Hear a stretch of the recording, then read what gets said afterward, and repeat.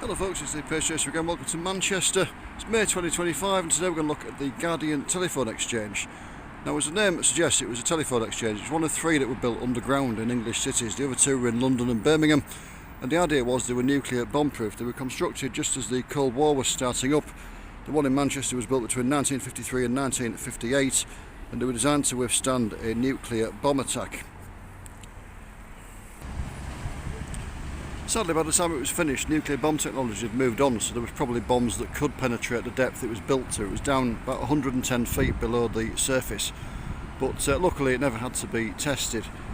It wasn't just there for if there was a nuclear bomb attack. It was used as a normal telephone exchange, as I believe were the other two. They were also they had links between themselves, and there were also links to the government bunkers where the Prime Minister and the Cabinet would go in the event of nuclear war.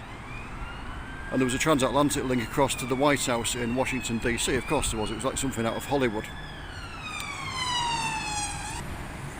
But as I say, for the most part it was just used as a normal telephone exchange. Staff worked down there all the time. For many years they had to sign the Official Secrets Act, so they couldn't tell you they worked down there. But there were about 35 on every shift apparently. It's still in use today. It's used for communications cables now, so if you're on the internet in Manchester city centre, there's a chance that the whatever you're using is routed via the Guardian Telephone Exchange. But it's not staffed anymore. It doesn't need to be. Since the move away from electromechanical technology to digital, it doesn't need to be staffed all the time. You don't need staff to route the calls. So engineers go down there every now and again as required to do diagnostics, repairs, installations and things. But otherwise than that, it's largely unstaffed. There are various things on the surface that tell us of its presence. You still can't just go down there obviously, but yeah, we can see various surface things. The most famous one is in the city centre in George Street. I'll go up there next. If you Google Guardian Telephone Exchange, you'll get the building I'm going to see next. But first of all, we're going to start here in Ardwick with one of the emergency exit shafts. As the name suggests, they're for emergency exit. If there was a fire, there was various of them, and they gave staff a chance to escape through different routes. So we start on Lockton Close in Ardwick, and just next to an electricity substation is this. There you go, that's one of the emergency exit shafts. Let's put the camera through the bar so you can get a better shot of it. As you can see, they also appear to be used for ventilation. There's some ventilation louvers in them, and sometimes apparently you can hear fans running, although on this occasion I can't on this one. This was the same as the one in Salford that we're going to see later on, a small square one, but it was rebuilt in the current bigger style after somebody broke into it and managed to access the tunnels. So after a long walk through Manchester city centre, we arrived at the back of the building I'm going to show you. This is the most famous building. You'll recognise it from all the thumbnails if you've ever googled Guardian Telephone Exchange when I get round the other side. Currently in St James Street. So you can see there's a chimney there. We believe that's the inlet for the ventilation system. It appears to suck air in. I'm guessing it's so high up so it doesn't drag dust and things in from the street. And you've got this building there. As you can see, there has been a doorway there, but it's been bricked up. And this is shaft 6, known better as the goods entrance to the site. Just show you where we are. You can see St Peter's Square there, the tram stop, and then we're going up George Street, just a little way. And there we go, across the road is the kind of iconic view of the Guardian Telephone Exchange. If you Google it, that's what you'll get the thumbnail of, the goods entrance. All the equipment and things that are down there was moved in via this entrance. Anything that needs repairing, servicing is brought out that way. And back in the day, the supplies for staff would have gone down as well when it had staff working down there. It wasn't the kind of environment you could just nip out for a sandwich in your lunch break. You had to stay down there, I think. They had canteens and kitchens and things. So all the supplies went down there. And nowadays, the engineers, when they need to go down, enter via this building here. So I know what you're thinking, Pacey Chase, if that was a goods entrance, then how did the staff get down there? And that is one of the most intriguing parts of this story. The answer to it is in two bits. And for the first bit, I've got to make my way up to the end of George Street, just up there. So across the road there is a building that was formerly known as Rutherford House. Indeed, it still is Rutherford House on the little sign across there. I'll show you a closer up shot of that in a little bit. Nowadays it's known as the Exchange. It's a commercial office development, and the pedestrian entrance to the Guardian Telephone Exchange was underneath it in the basement. However, there's a twist to the story. the basement wasn't accessible from the building. You didn't just walk in there and walk down into the basement. You had to walk into a building a few streets away, and I'll show you that next. So yeah, there is the exchange. There's George Street looking back towards the goods entrance, and we're going to go down here, which I believe is New York Street, and I'll see it a little bit further down. So there we are, on the corner of West Moses Street is York House, which again is a commercial office block nowadays. But that was where you went in if you worked at the Guardian Telephone Exchange. You walked in, there was a security desk just inside the front door.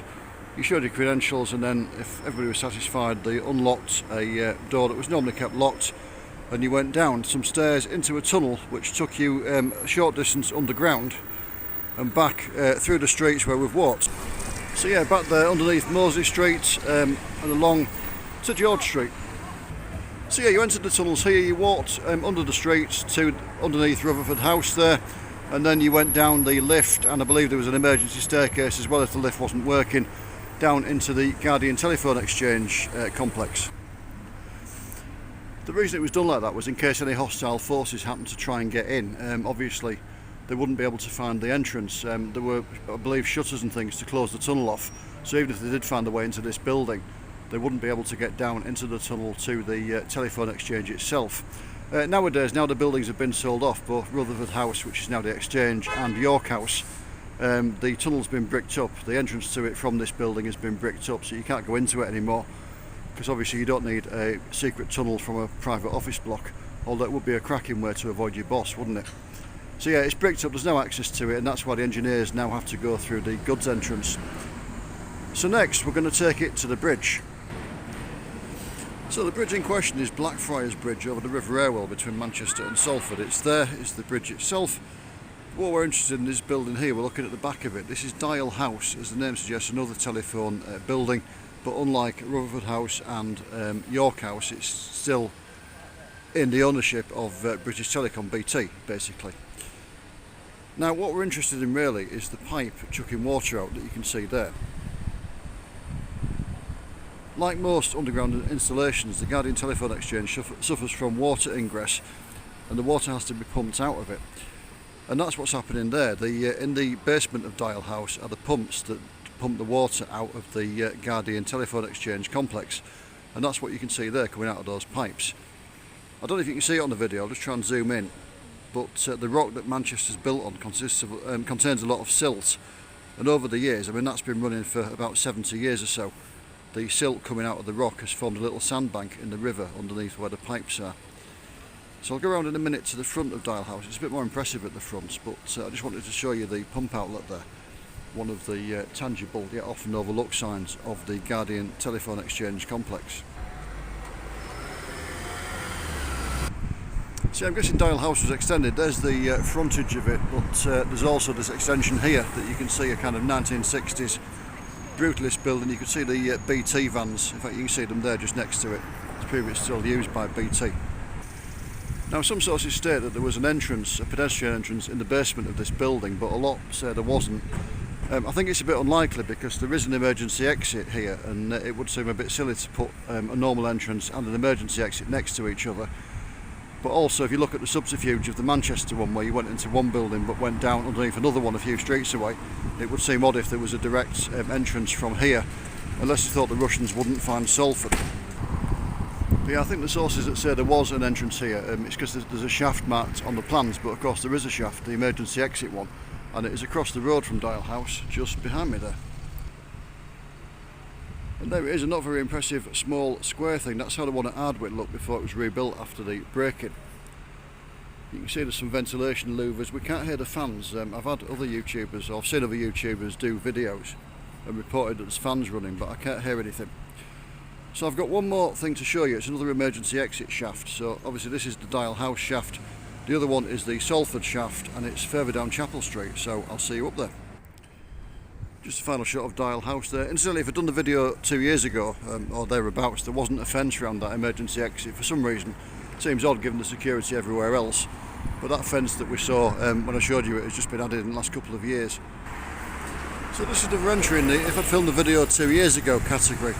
If I'd done it 2 years ago, you'd be able to see the emergency exit shaft from here, because this was just wasteland, but as you can see they've put a new building up. Now this is Islington Street in Salford. And we've had it, folks. The shaft we're looking for, which is identical in appearance by the way to the one at Dial House, is in there. They've built a new building round it, but they've enclosed it behind this fence that you can't see through while they've been at it. So yeah, we've totally had it. If you go on and have a look on YouTube, there's various other people that have done videos on this. The excellent Martin Zero did one a couple of years ago, and he happened to film this when it was still visible and not blocked in behind this building. So what a shame. Anyway, that's that one. If you look on YouTube as well, there is a video or a series of videos by somebody who actually got inside the Guardian Telephone Exchange complex. I think it was done in the 1990s. I'm assuming they were invited in, but there's some pictures of the inside of it, so have a look at those if you're interested. But as always, thank you for watching. It's a shame we couldn't see this last of the shafts, but at least we know now that it's not visible anymore, and it'll save future YouTubers from coming and wasting the time walking up here basically. So yeah, thank you for watching, take care, I'll see you soon, bye for now.